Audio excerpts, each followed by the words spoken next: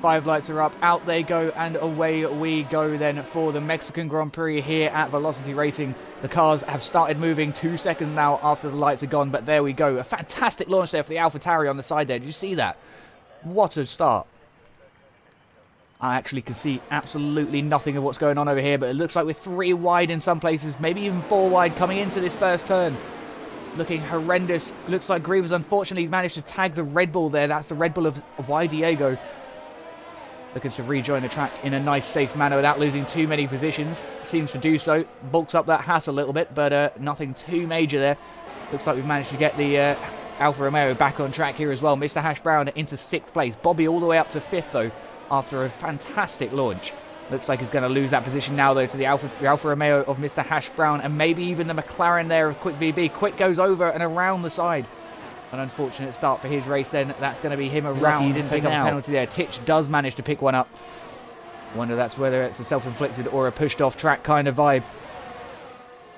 Not to worry though, we're looking quite spicy as we come through. Diego going around the outside of Ix Human there in turn 12. Hedges picks up a 3-second time penalty. Up the inside of Human we go again in the Red Bull. Human stays to the inside now though for turn 14. And around the penultimate we go. The Red Bull just taps the back end of that McLaren a little bit, allowing the Williams and Haas to get up alongside him and potentially take away that 9th position.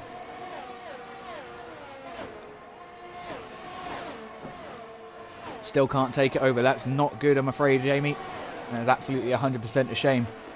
Hopefully we can get you back in to that seat before we get too deep into this race. But we'll have to see. It looks like you've been disqualified for not being able to pull off the line there. That's a really unfortunate situation there. The Alpine car. Human going to have a look down the inside potentially as we come up towards this finish. Or the start of this lap rather. Into the first turn we go. Couldn't quite come far enough alongside to get the McLaren squeezed in there. The much safer choice then to back out of the engagement and have a look if we can get down here with the extra DRS. Yes, we can. We're alongside in the McLaren now. Is it going to be fast enough to out-drag him to the 4th turn, though? No, it's not. That means that Bobby's got a relatively low downforce setup on then. That's enabling him to stay ahead regardless of the DRS. Through goes Human, though, in the 6th corner. What a move! For now, though, let's hop over to Do You Vibes, coming up the inside of Rosso here in turn 12. Looks like he's managed to get the move done. Both cars running a little bit wide there in the turn. Into turn 13 we go, now onto 14. Can he get a switch back underneath him? It doesn't look like he's going to secure it just yet.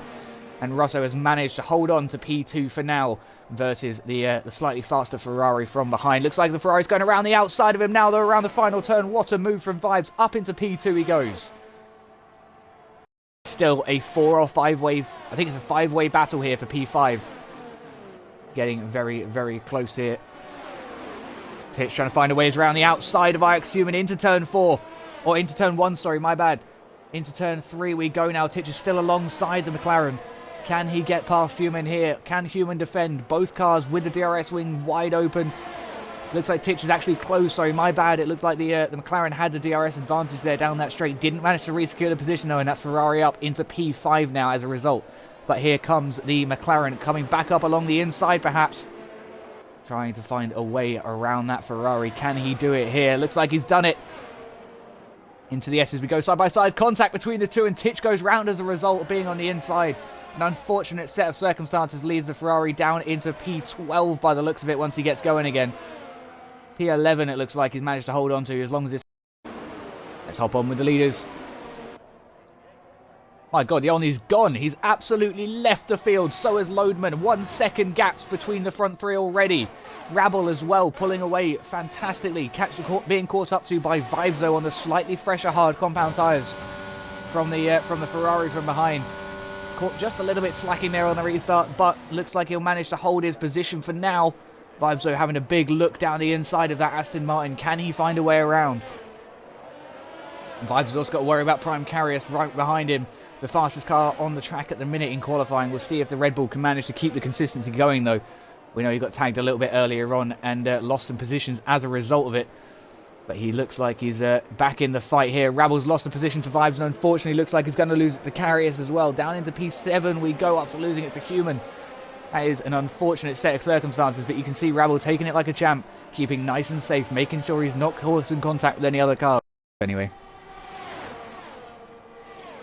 Not to worry though, Titch, Hash Brown and Guns are here in a three-way fight as we come down towards turn 1. 3 wide into turn 1 we go. Just about managing, even with the locked wheels there. Titch coming out on top, it looks like. Hash Brown actually gets the exit there out of turn 3. What a move by the Alfa Romeo driver. DRS wing wide open now. Guns are the only one suffering as a result of losing the positions there into the first section of corners. Lacking that DRS now. The Alfa Romeo, though, aggressive as anything, getting back up in front of the Ferrari. A little bit of a slide on the exit allows the Ferrari to come back up alongside. But by turn 6, the Alfa Romeo has a position very, very secure. And now the battle begins again, this time with Titch from behind. So Vibes pulled off with a good start there. As long as he keeps it flat, he's got a fantastic launch.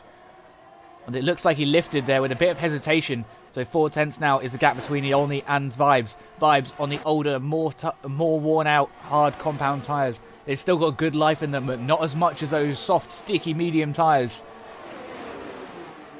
Iolni then, I would imagine, is about to make light work of that Ferrari. But Vibes, as we know, a solid defensive driver. And usually relatively consistent in that sense. Griever's picked up 3 seconds for multiple track warnings. The leading two, though, looking very, very close. We'll hop back over with them in a second here. Griever's in a fight between him and Prime Karius. Karius goes around the outside, though, and up into P7. Nice move there from that car. Iolni now drawing alongside the race leader, trying to go around the outside as we come here into the S sections. Runs it very wide. Might pick up a penalty as a result. Doesn't seem to, though. He's on medium compound tyres. So I don't see it happening. Quick, though, takes victory here at Mexico. I completely missed it, and I'm very sorry for that. Gunzer, though, gets the position. Then Loadman, as predicted, straight up into that top spot. Gunzer P2, Quick P3.